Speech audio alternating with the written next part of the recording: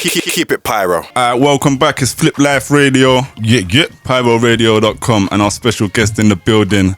Very, very big honor, man. Like Lowkey, what's good, brother? It's an honor to be here, man. Thank you. Saying, fam. It's been a long time, man. It has indeed, bro. I remember first hearing you on DJ Scully, bro. On Yeah. Kiss FM, yeah. Okay, wow. Okay. I can't remember what exactly the tune was, but then I remember seeing you in Deal Real still, man. So Yeah. Long time. From the beginning, probably the early parts of your journey. Definitely. Them times. Definitely, yeah, man. Sick, man. Well, on this show, we kind of get straight into the meat of it. Yeah. And into the topic we've been talking about. And this week, the question we've been asking, and we thought this would be really relevant to you and your career. Do artists have a responsibility to speak on social issues? I don't know. That's an interesting question. I think firstly we need to deconstruct what responsibility is. Okay. So if we look at each other as human beings, we need to look at the trend that we've been born into and the culture that we've been born into, which is a neoliberal era whereby the responsibilities and the interdependent nature of human existence is completely deteriorated to the point where not only do I not supposedly have a responsibility to anyone but myself as an individual, it's the concentration of the individual and almost the worship of the individual and the building of the cult of the self. So if we take, okay, what is responsibility? Responsibility means that I have a responsibility to consider your feelings and to consider your reality. It's about consideration. But then if we think about, okay, speaking on social issues, well, social issues are what determine our place and time. They determine what reality we're born into. They determine so many aspects of our life. So do we therefore have a responsibility to take an interest in a wider society, to be things other than just conduits for big business? Because that's kind of the other option now.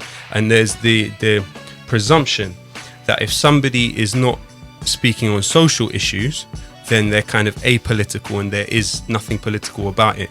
But if you make a song where you feature Mercedes-Benz very prominently, or you mention it in the chorus, that is actually still a political statement. I'm not trying to cast blame on anyone.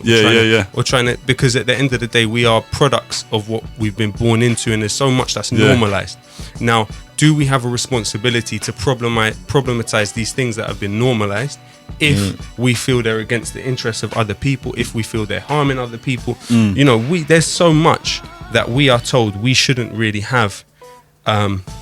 We don't really have the right to speak on or to even think about.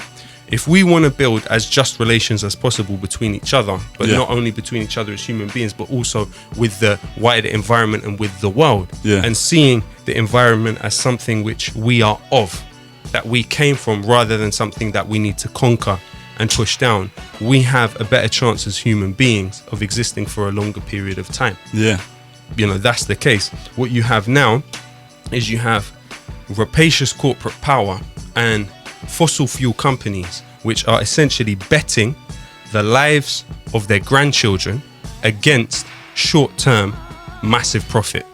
So they're sacrificing potentially the lives of their grandchildren for short-term massive profit. Now, within that mix, where does the poet fit in? Where does the hip-hop artist fit in? Well, you know, one of the functions of the poets, and this is the reason why Plato in the Republic said you should banish the poets from the Republic, because in terms of upsetting social order, they have the greatest potential to do that, because they are the most free. They deal in imagination. They deal in utopian ideas. So, for instance, you can achieve through music a depth of distance which you can't achieve in life. When Nas wrote Letter to the President, he was speaking directly to the president at that time, that was Bill Clinton, right? He couldn't speak directly to Bill Clinton at that time. That was before the depth of distance that the later presidencies brought in terms of rappers and political figures. So through our music, you can achieve things which just in real life you can't do.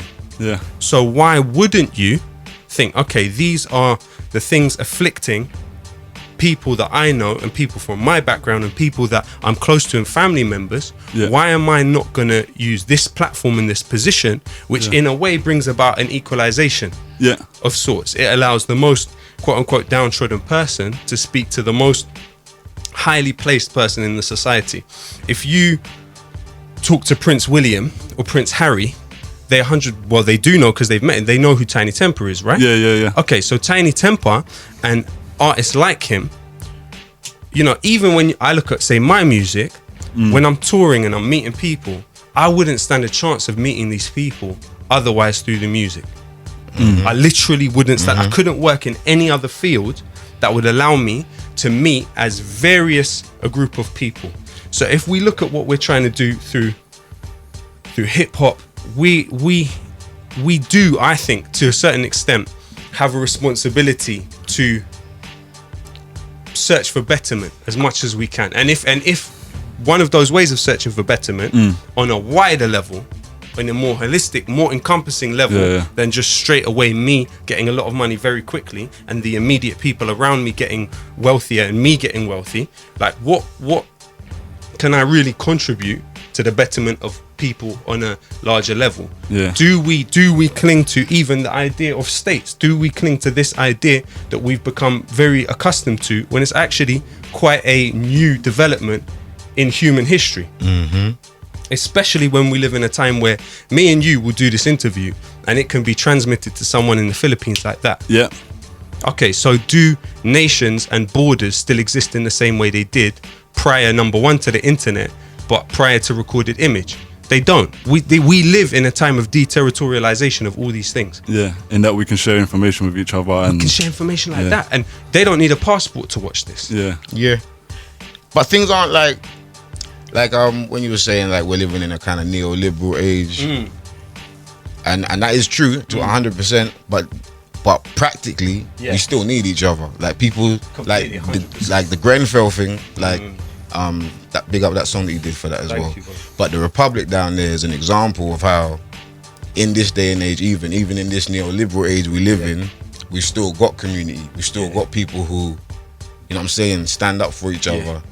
Like, I just found it interesting when you were saying that materialism in hip hop is still a political message. I didn't even think about it. We always talk about just many things still being a social message in hip hop music. When we've done shows about violence, when we talk about violence in like underprivileged communities, and sometimes some people will call it glorifying, and it's just someone lashing out and reacting to the environment. So I always say that's still a social message and political content. But also one point on that is that we are consistently bombarded, firstly through Hollywood, but secondly through the way rap music turned and was kind of commandeered by corporate power with victimless violence. So okay, if we listen to a song that talks about someone shooting someone, you don't hear the person that shot someone after that maybe was on the run, maybe went to prison, maybe was running for their life, scared of revenge. From it it's just a 1 minute of happiness, and we don't hear the person who died being in pain and excreting upon themselves and just barely surviving or not surviving or not being able to walk, or their family being traumatized for the rest of their life because of it. And that's through Hollywood, number one. We are constantly bombarded with these images of really amazing stunts where a car flips over and the guy lands and the car sails off. Literally. This is what Ed Skrein was saying. We did an interview with Ed Skrein, and we took the conversation of violence in hip hop to movies, and we said, okay, because that's one of the first things people like defending hip hop always like to say is, what about the films? What about the films? And he pretty much was saying exactly the same thing what you're explaining here. But it's also part of the same trend, and it's quite important that the big business has an interest in shock and awe and the spectacle and the spectacular and the hyperbolic thing. So when you take it and you look at somebody escaping miraculously from a very violent situation unscathed, it's like, wow, that's so cool. There's the wow factor in it. But then when you also take that on a musical level, and there's so much importance placed upon authenticity. So if you're talking about shooting someone, what you're also asking for people to do is to emotionally mutilate themselves.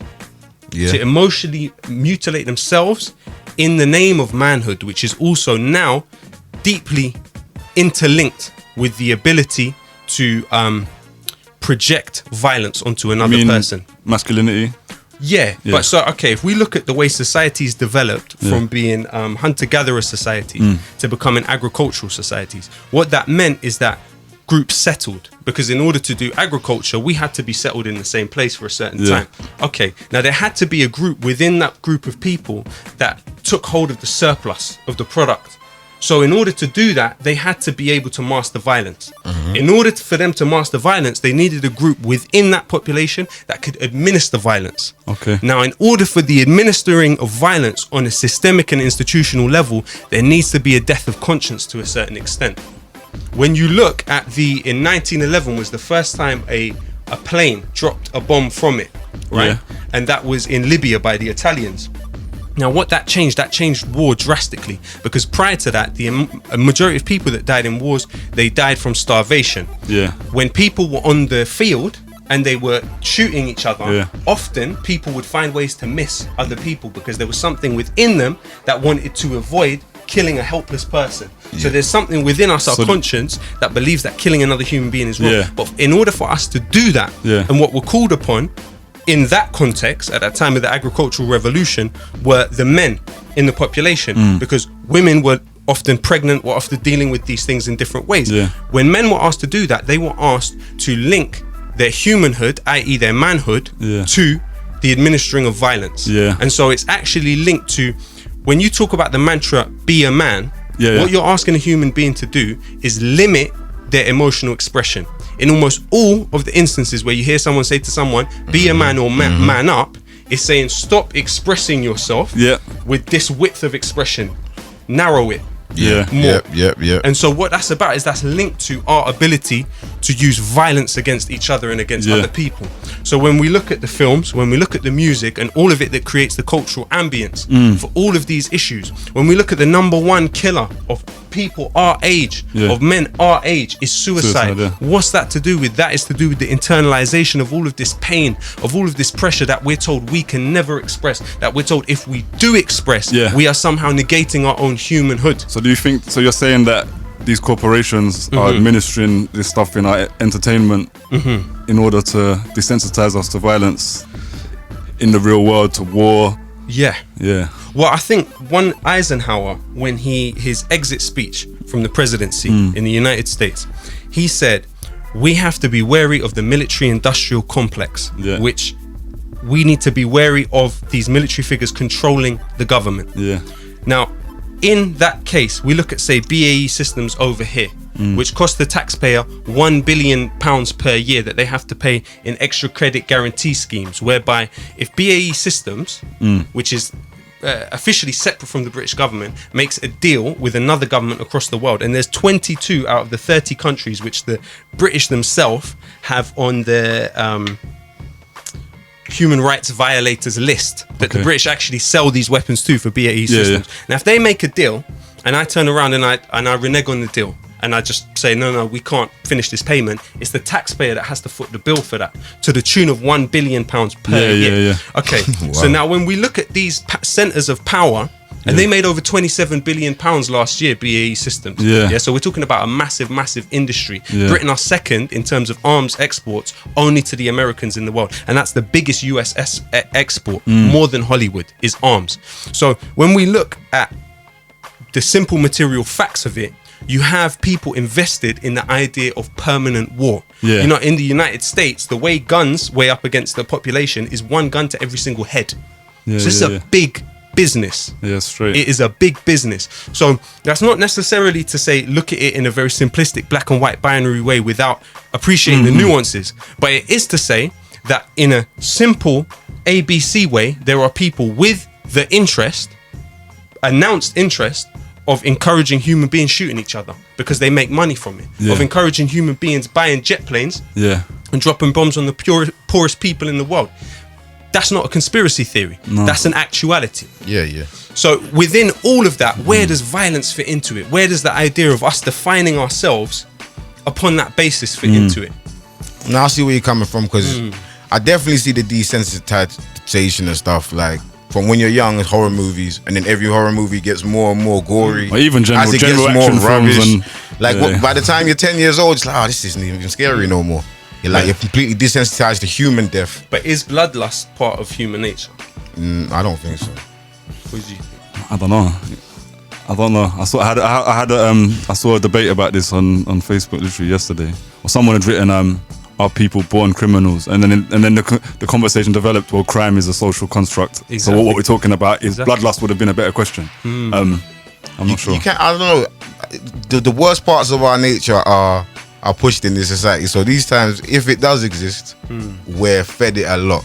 We're fed bloodlust. Like we exist in the most commercialized and marketized civilization that has ever existed in human history. But at the same time, when the Mongols ransacked Baghdad in 1258, they didn't have these massive corporations that were selling them guns. They didn't even use guns at that point. Yeah. So is that something that's always been present in human existence, or is it something that came about with the agricultural revolution? Yeah. Because at the time of the cognitive revolution, when ideas like religion started forming, you had skirmishes and you had what Ibn Khaldun called the Asabiyya, but you didn't have wars, especially on the sophisticated industrial level that we now have.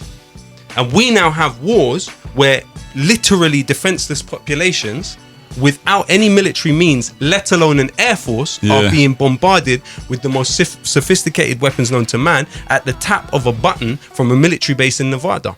You have drones operating from Nevada where literally human beings can just tap a button and that can completely obliterate a whole building like this. It's insane. It's exactly, it's lunacy. We've normalized so much lunacy. To come back to responsibility. Yes. I knew you was gonna get deep straight away.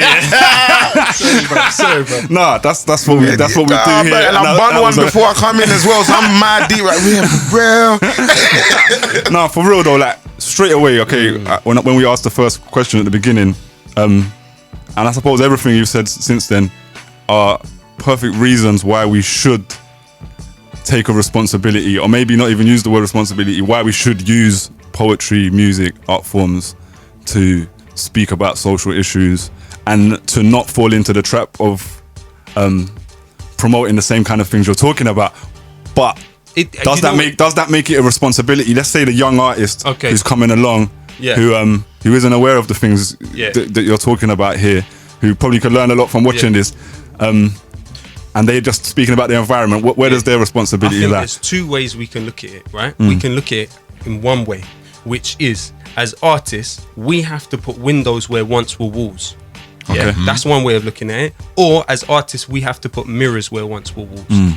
That's the choice. So what a person saying that they have no social responsibility is kind of saying is that we're putting a mirror to this society, and we are reflecting the way that this society is. With its individualism, with its cult of self, with its narcissism, with its kind of lack of acknowledgement of the interdependence of human beings. Or a mirror, a window where once were walls would kind of be slightly different, because a window is leading towards something that is beyond what is in this room. Whereas a mirror on the wall is literally reflecting the smallness of this room. So I think both are useful in different ways. Both are useful in different ways. The truth is, though, is that whether we like it or not, we are received and interpreted on a social level, and there are repercussions and consequences of the things we say on a social level. So Talib Kweli has a lyric. He says, what are you going to do when you have to face the manifestations of the words that you put in space? So when we put these words into space, as we were talking about before we went on air, the nature of existence is different. When Supernova records a song and someone in Wigan plays that song, Supernova is standing in the room with that guy in Wigan, whether you like it or not. And that's even if Supernova recorded it in 2005. So the nature of existence has actually changed radically by these inventions.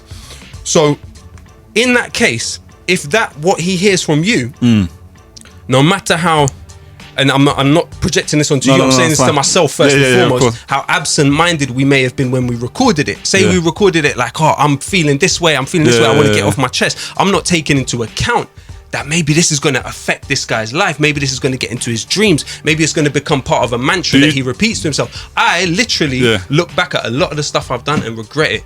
The majority of stuff that I've put out, I probably wouldn't have done if I was to try and make it. Could you literally think someone's going to be listening to that in wherever you're talking about, and it's going to affect them to that point? I've seen it. I've had people attribute amazing things to music, bro.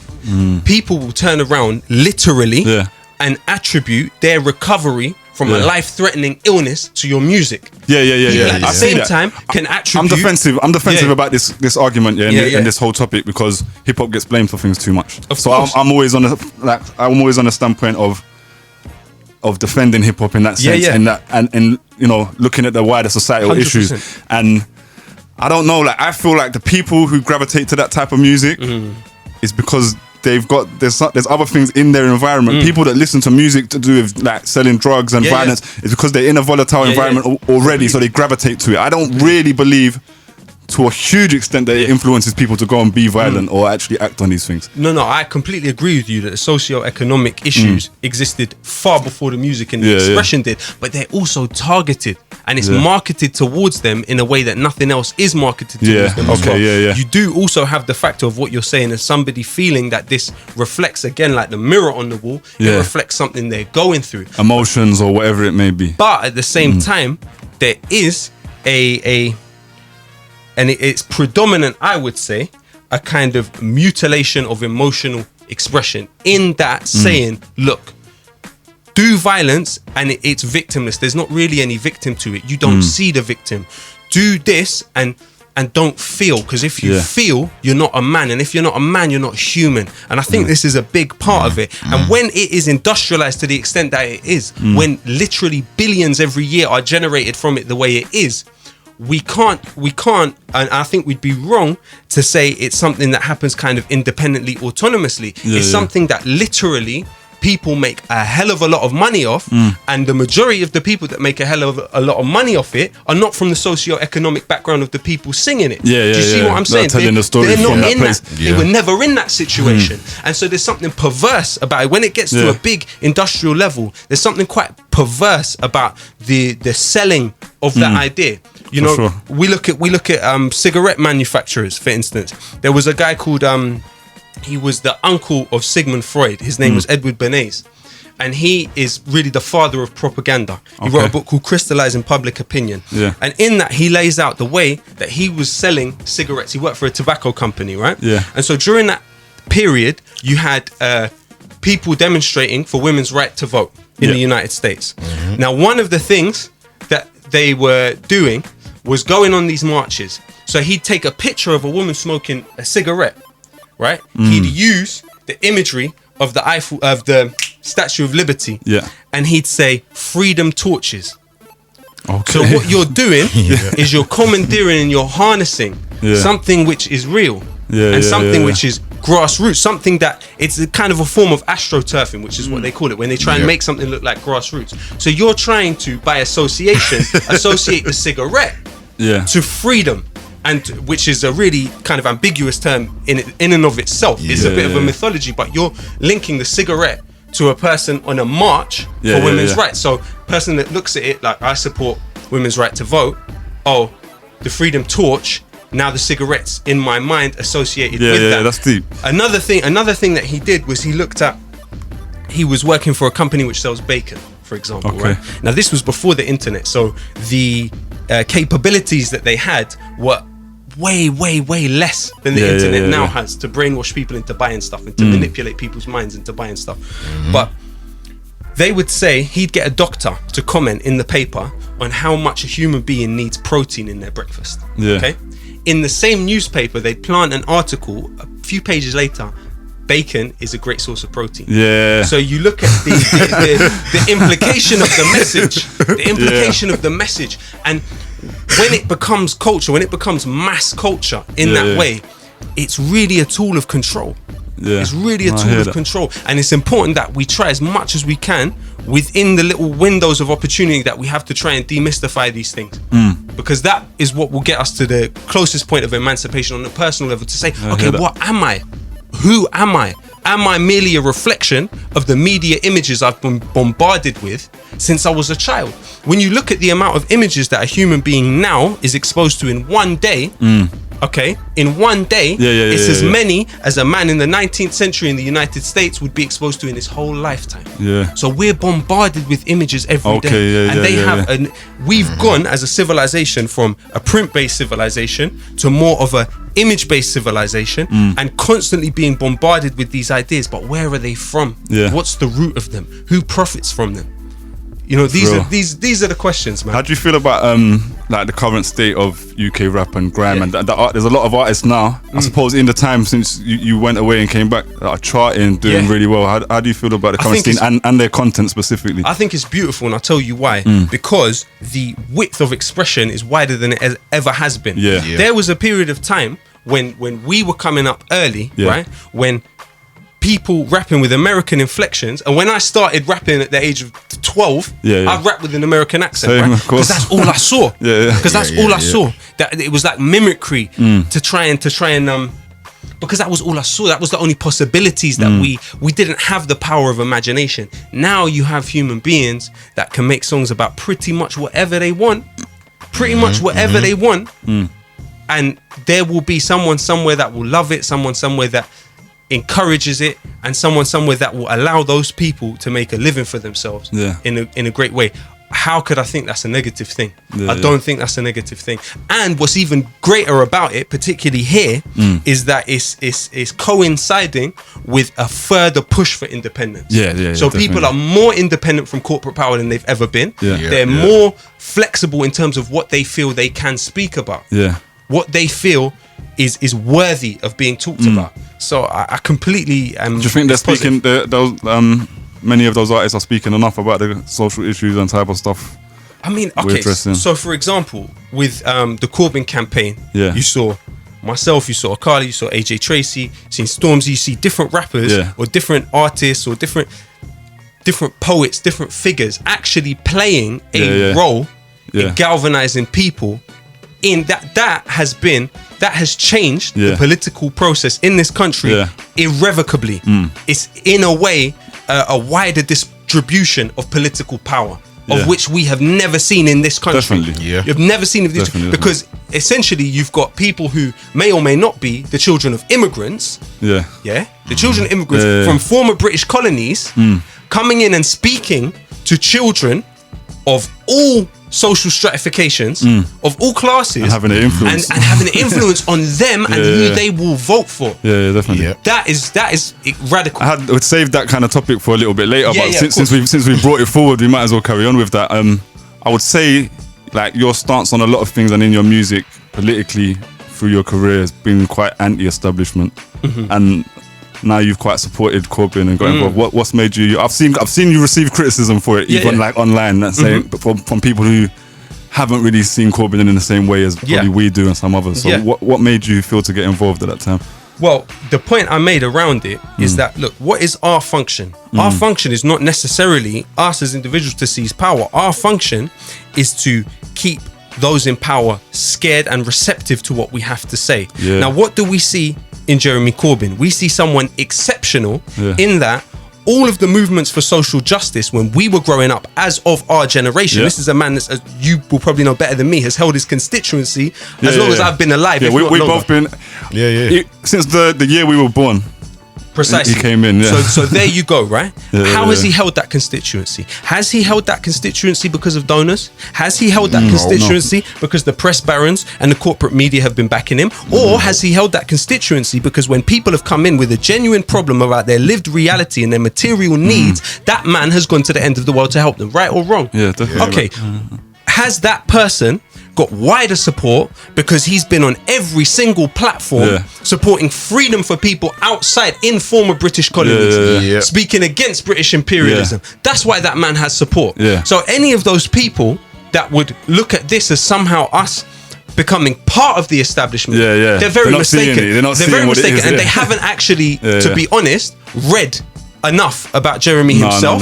They haven't looked enough about what he says. They didn't even look at the manifesto, which itself was not Jeremy at its best, but it was Jeremy at a high level, and it got agreement from a party that 2/3 of them were conspiring against him in the first place. Of course. We are aware. We are aware of the Blairite axis, which is within the Labour Party already. We are aware that he is surrounded from all sides. But that doesn't mean that we don't see political use in him being number 10 Downing Street. Of course. That doesn't mean that we think he's going to turn it into heaven in the click of a button. But we do know that it will be a wider distribution of political power. Yeah, that's what we're searching for. And the first point you made of them being afraid, just viewing how scared they are. Some people are like, oh, it's still, you know, like when they're still in the mind state of, oh, he's just another one, he's another puppet, you haven't researched him. I'm just like, look how scared these people are. This isn't a game, do you know what I'm saying? When did you first become aware of Jeremy Corbyn? Jeremy Corbyn, so 2009 at a demonstration over the Israeli,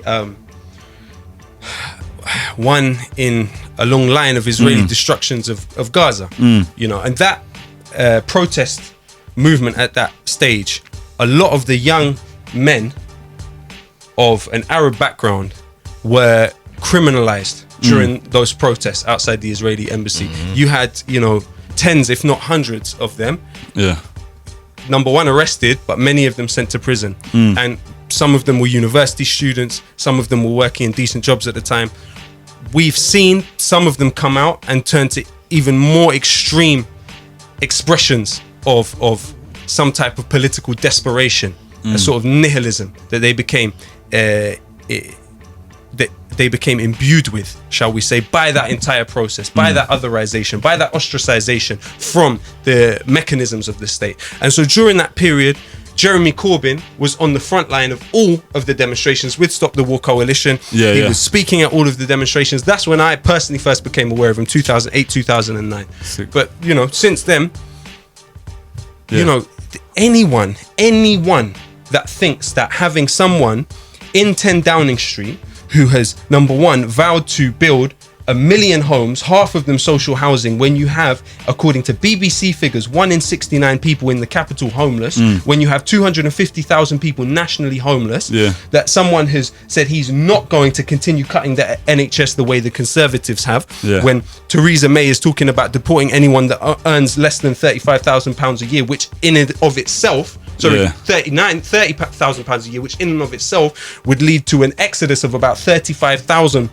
NHS employees. When you have someone that is not completely subject and servile to corporate power, when someone that wants to raise corporation tax instead of and raise minimum wage, if anyone turns to you and tells you it's not politically useful for us to have that person in number 10 Downing Street, then they're not with you. No. They're not with you, and their interests their interests. They're not able to see their own interests. Yeah, their interests are going to end up with the opposition. They don't see their own interests. Where do you think we are at with it now? Like, okay, so that doesn't mean that I rest all of my hopes within that political system. There's a theory by a guy called Sheldon Wallen, which is inverted totalitarianism, which is the idea that episodic democracy, which allows us to vote in a crypto progressive like Tony Blair or Obama or Clinton, who in and of themselves, like Clinton cuts welfare, or like Tony Blair introduces tuition fees in the beginning, right? These are crypto progressives. That is the inverted totalitarianism. We have never had the opportunity to vote against the interests of Rupert Murdoch. We have never had the opportunity to vote against the interests of Rod Amir. We have never had the opportunity to vote against the interests of BAE Systems. We've never had those opportunities. Those are mainstays. We haven't had the opportunity to vote against permanent war. With Jeremy Corbyn, we do. That's why he captured the imagination of so many people. Because he was coming in and saying, now you have the opportunity to vote on these kind of ideas. Definitely agreed, man. That is a positive thing. Where do we stand now? Where do we stand now, as in, okay, the elections passed. At that time when it first happened, there's a coalition scrabble going on. There was a lot of talk about another election coming. Like, where do we stand now going forward? Like, how do we achieve what we want going forward? So Gramsci has an argument that you have something called the war of position, whereby what we serve as culture creators within this situation is the function of discrediting the ruling ideology. So when we're attacking neoliberalism, I'm attacking that because as of 76, when the Callaghan government, which was a Labour government for the record, took a $3.9 billion loan from the IMF, what that led to, and the IMF is famous for their SAPs, their structural adjustment plans, whereby they look at vital functions of the state and say you should privatize this in order to repay your debt, right? They ruined the third world with that rubbish. Exactly. And that's what they in fact did in this country. You had the railway sold off to a German company. The most amazing thing is the number one peddlers of the idea of racism or nationalism within a society are often the most traitorous economically. So what do we mean by that? We mean that they will persuade someone through the creation of a vertical solidarity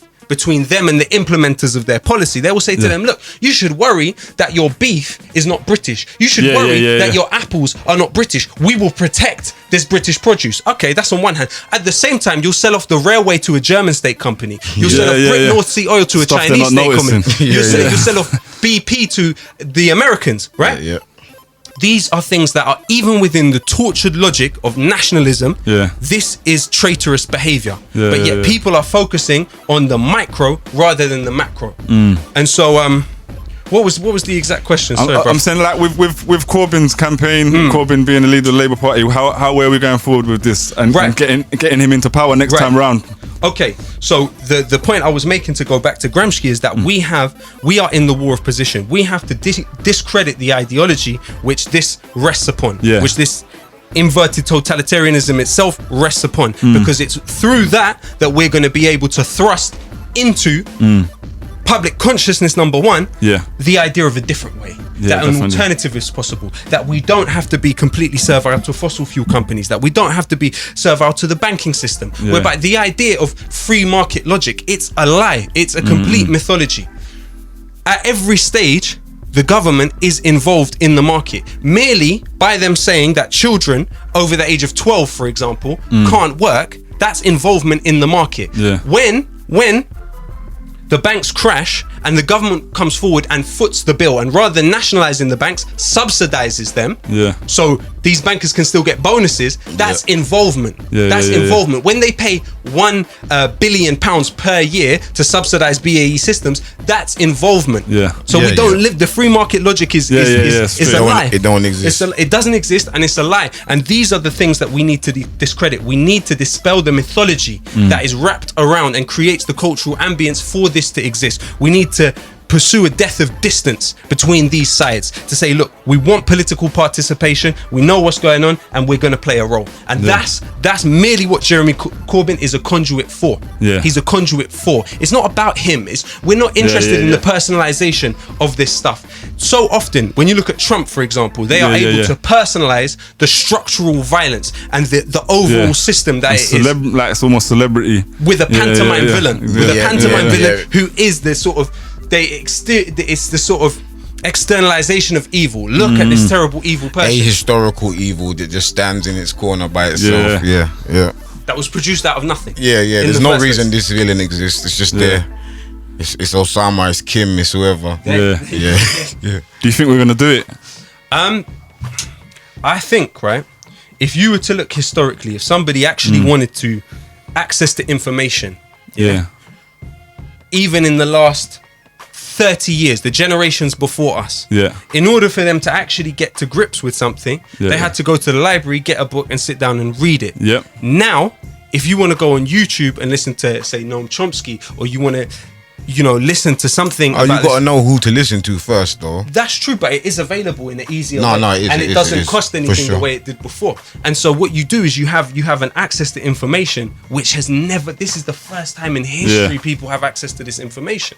And so it can, in some ways, lead to a kind of omnipotence or even a sort of apathy with situations. But I think on the other side, it allows people to look at this situation and say, my God, is this really happening? We have to actually play a role in this. And we take responsibility. And then go back. Responsibility is a big word. But responsibility is a big word, though. Responsibility is a big word. Because responsibility might mean you're solely responsible. But I'm saying. Forget the artist, someone who's a fan, so someone who's been listening to Lowkey for years, that has had these political ideologies for years, what do they do in this time? You know what I'm saying? What are the solutions? What do the people do? Not the artists, because the messengers, I fully agree with that. Just challenge the dominant narratives alone is an important thing to do. But what does the fan do? What does the man on the ground do?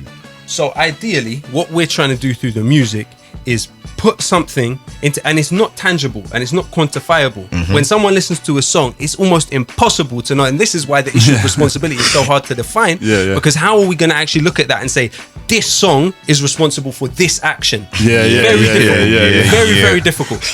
Very difficult. And it's wrong when people do that, and it's largely coming from classist, racist spaces. Exactly, and that's why I'm defensive earlier on at those points. Yeah. Because they literally don't like the idea of certain groups of people having a voice in the beginning. Let alone if it's something which is kind of detrimental to themselves in a way. But so, from my perspective, but in terms of what you're saying, what I hope the music can do is that it can cultivate empathy.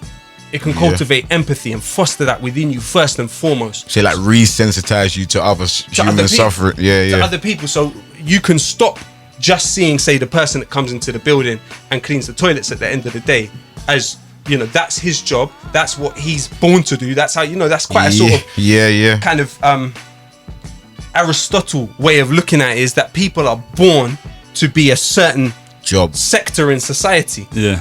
If you can take these structures, you can demystify them, you can close the gaps between people, and you can say to people that, look, London was founded by the Romans in 46 AD as a military base. It was called Londinium. It was a backwater of the Roman Empire. By 1914, it occupied 12,700,000 miles of the planet. Damn. Right. Genghis Khan united Mongolia and conquered much of the planet. Alexander the Great came from Macedonia and conquered much of the planet.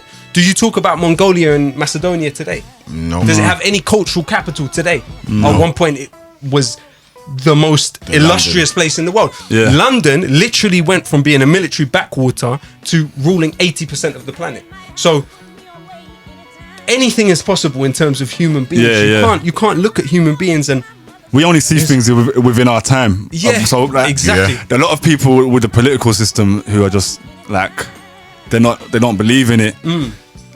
I started looking at it and thinking, how many general elections have we even seen in our lifetime? Because that's all we have to base it on. Do you know what I mean? And all we have of the Labour Party is Tony Blair and exactly. Do you know what I'm saying? So I understand it, but we do need to be able to like look at it bigger and look at those things and see people as us. Yeah, man.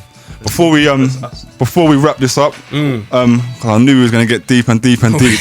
Man, even asking about poisonous poets. We had to get to you. We had to get back to you. So I wanted to take it back to Deal Real, really, and back to the beginning for you. Talk to us about that time, man. And how did you feel in the beginning when you first started rapping? What was your intentions and what you wanted to achieve? Bruv, to be honest, on some level, I was looking for validation.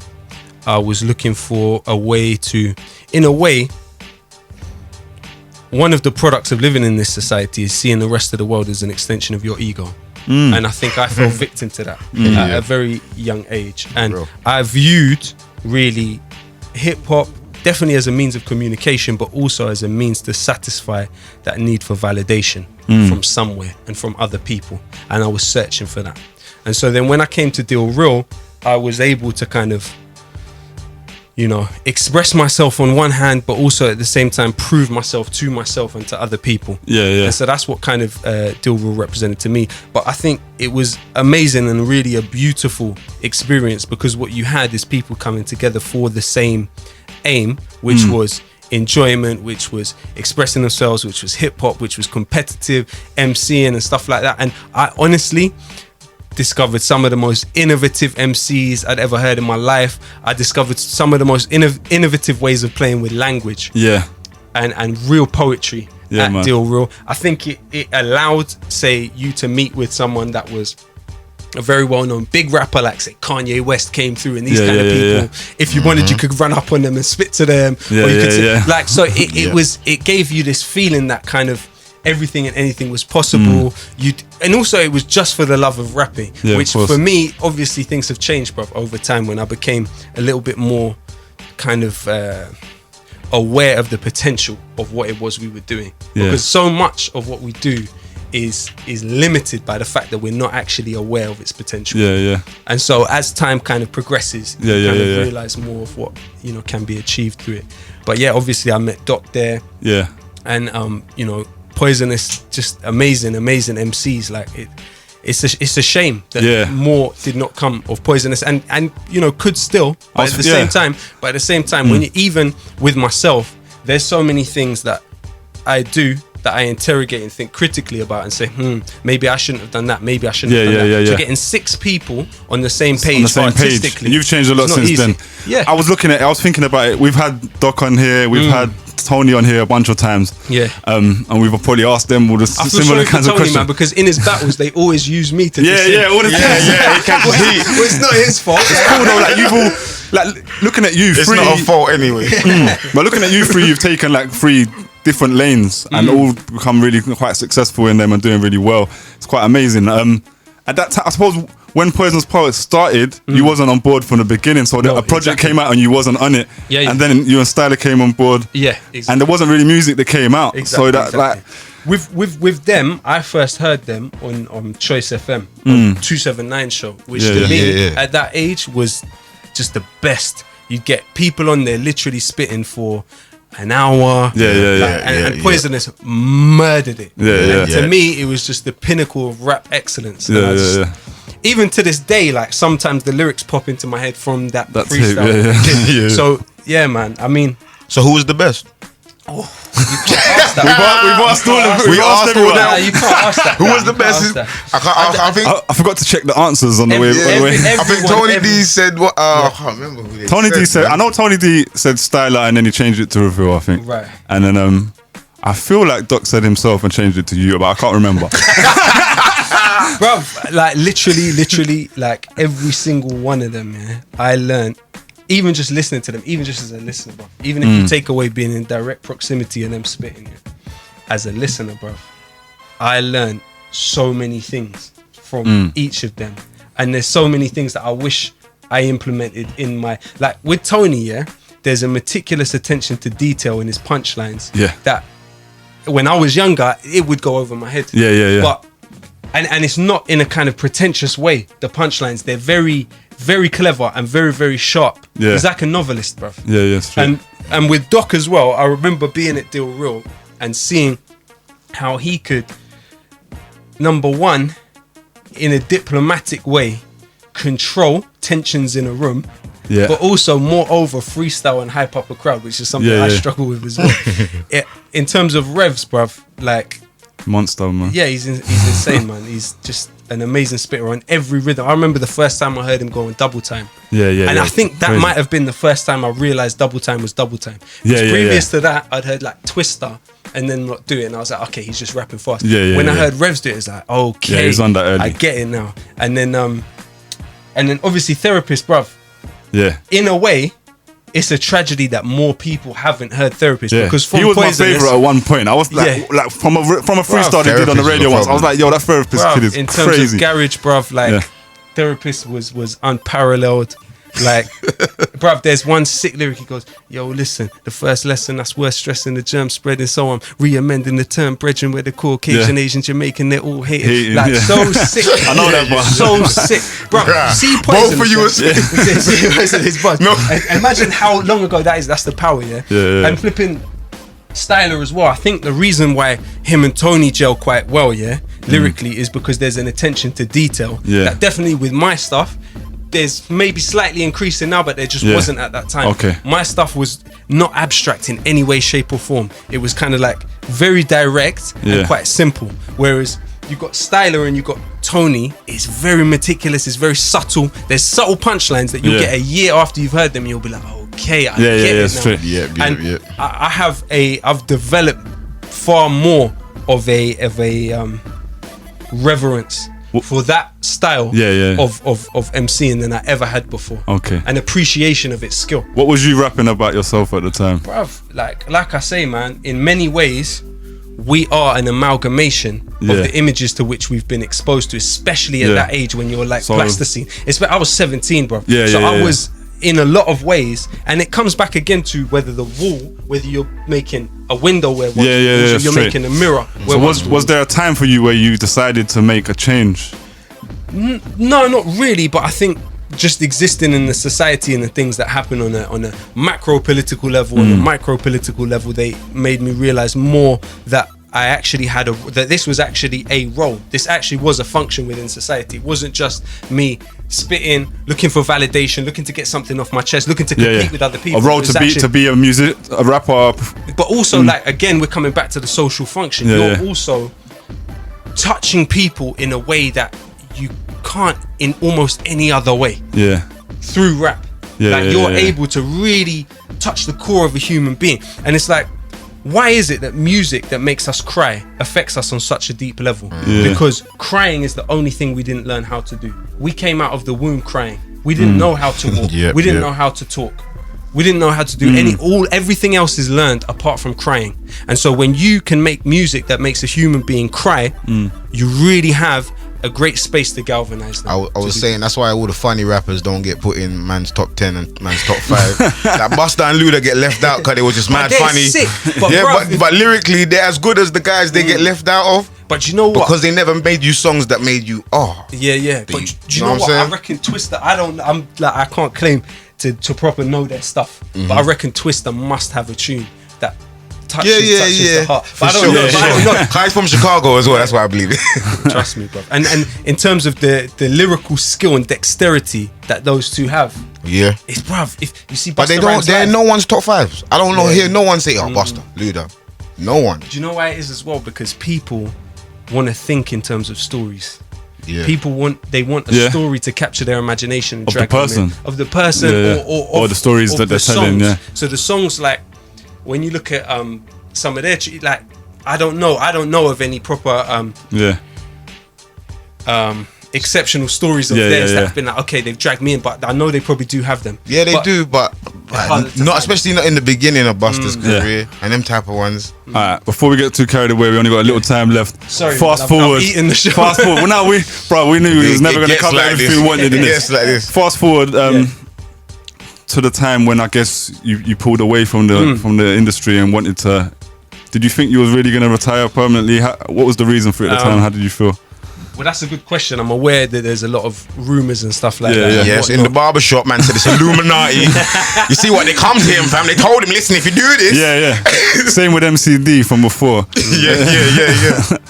For me, what it was looking at what was going on within me in quite a kind of personal way, and I was thinking about how am I interacting with this situation? Am I interacting with it in the most healthy way possible? Am I leaving myself the space to still develop as a human being, or am I giving myself entirely to this spectacle that I've created one way or another?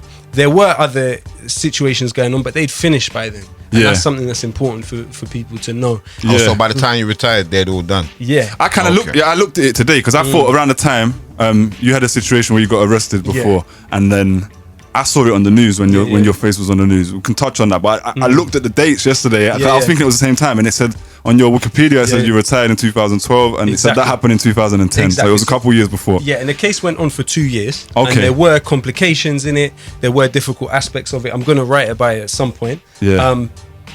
But it's definitely not the way it was kind of blown up to be. And this is the other thing with making music, and also in the age of the spectacle that we live in.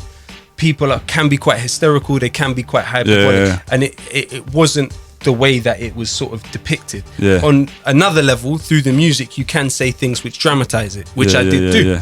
So now I'm looking at it in terms of, okay, what is of political use? If people take into their mind the idea that I got silenced, then all that teaches is futility. It's the idea that if you get lippy, you'll get shut up. Right? And that's not actually what happens. That's why people say that in the barbershop, because they believe that as well. So is that part of the reason? And then what that then tells them is, well, I can't. I can't speak. I can't get lippy because the same thing will happen to me. Man will say you and Russell Brand got shut down the same year. Look at the dates, fam. Look at the dates. So is that part of the reason you returned? Okay, so part of the reason I returned is that I was in a situation where I was working as a translator for 2 or 3 law firms. Citizens U. Sorry about that. I was working as a translator for 2 or 3 law firms: Baton Murphy, Citizens UK, Islington Law Centre, in a camp in Calais, with people that were trying to claim for asylum in this country, with people that had first degree relatives here. So under the EU law, there's something called the Dublin Regulation, which says that they have the right to be brought together with their first degree relatives. So I was working in that capacity, and I thought to myself, okay, so on an individual level, I feel like I'm doing something useful, but I'm sitting here with this voice, with this platform that I'm not using, that still to this day people will stop me and, you know, say, you know, you should do something. I'm thinking to myself, in a way, it's kind of a betrayal of my conscience for me to be doing this on one hand, which I think on an individual level is useful. But then when I have a song which can sort of bridge that gap in a way and foster that, or that responsibility, even though we're not using that word. Well, in a way, it was a realization that on some level I did have a responsibility because of that platform, because of that voice. That if this is something I feel strongly about, if this is something that I'm literally seeing in front of my eyes, people struggle and suffer with and from and because of, how can I not use this tool that I have? It's a tool. Yeah, man, definitely. It's a tool. And as a voice, like in this country, I would say you're definitely the forefront of that type of content. Or people look at you that way. It's only, hip-hop, it's only when you sure. just said that now that I believe that it's not Illuminati now. You know what? It's important to say about what you just said, by the way, bruv, is that all of this, all of us, we are manifestations of something so much bigger than us. So we're manifestations of a changing in consciousness. We're manifestations of a gaining of confidence in a way of people within this country. If you look at, say, the first generations of people that came to this country through migration, they would never have felt confident enough to start criticizing the government, start talking about this, start talking about the idea of a monarchy. Very few did. Very few did, but it was the next generation. And you need to meet my mum. She was down for one day. Of course. And so then you have these next generations that they start gaining some of the confidence. They're educated in the language in a different way. They have a kind of different way of viewing the society. But at the same time, there is a danger of kind of self-orientalizing. So they kind of orientalize themselves and start to view themselves the way they're interpreted by the society they now exist in. And I think that's something, you know, in a way, I feel like I lost from a lot in the ends. I feel like I lost my 20s to identity politics and self-orientalization in a way. And so for me, definitely going to uni, and I'm doing my masters now, has been a kind of a process of emancipating myself from all of these kind of residue of, you know. What are you studying?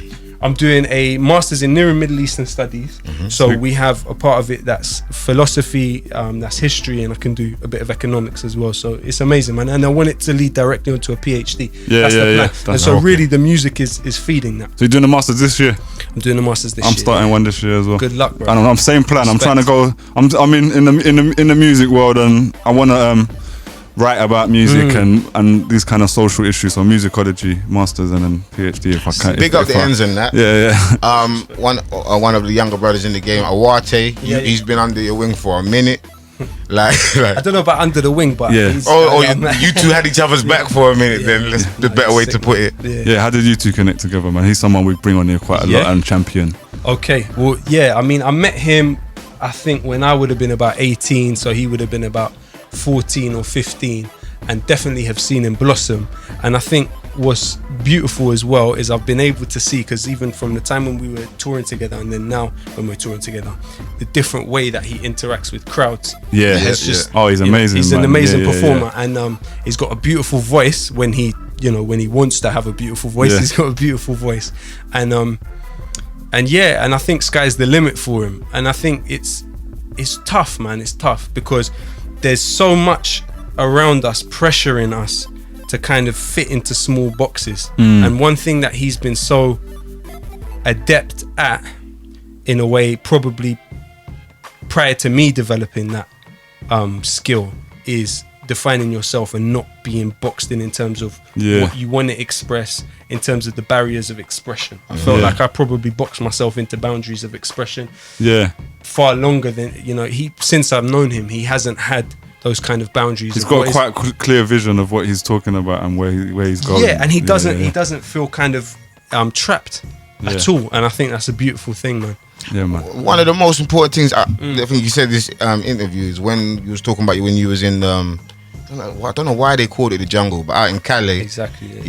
I probably didn't like that when it was called. Of course. But how you realize the power of your music, because even when you retired, I was like, yo, really you was at the forefront of like speaking on issues, and you had a lot of power. And I'm glad you realised that you had the power. So we're happy to have you back in the game right now, fam. Yeah, man. Yeah, we appreciate, man. Thank you, bro. And to step away from that, when you have that, or when you have people's ears to that extent, it's wrong. Yeah. All right, man. Thank you for coming through, man. Before that, just lastly, you're on tour. You've got some new music out. Yes. You've got a few. You've been dropping singles. We dropped a couple last year when you had a tour. There's a few more now. Yeah. When are we gonna see another Lowkey album? Another Lowkey album. Okay, so my plan is to make a 14 track. So of the 14 tracks, I've got 9. Some of them have been released. Yeah. So there's gonna be a 14 track album. I'm hoping to do an essay on each track and release kind of a book with the album, in order for me to try and really get deep into what it is I'm trying to say, into what the roots of it is. And like I say, part of that is seeing other artists like Awate, like Akala, that are free in terms of their expression. Yeah. That's what I want to do. But also I'm hopefully going to make a video for each of those songs as well, and try and link them together. It's still in the process of kind of germination. But that's what we're going to do, man. That sounds heavy, and thanks man. for you lot for giving me the platform, brother. One love, brother, man. Good to see you. Of course, bro. And do it again, I hope, man. Yeah, man, definitely. Sure, you got to come back through once the album is done. Yeah, 100%. Man. It's only 5 more songs, so we... I'm going to be texting you like, yo, how many you done yet? I'm texting Hawaii. Is it done yet, fam? It's PyroRadio.com, Flip Life Radio Show. Big thank you to the special guest, Lowkey. We're here every Friday, 9 to 11 p.m. One love. Keep it pyro.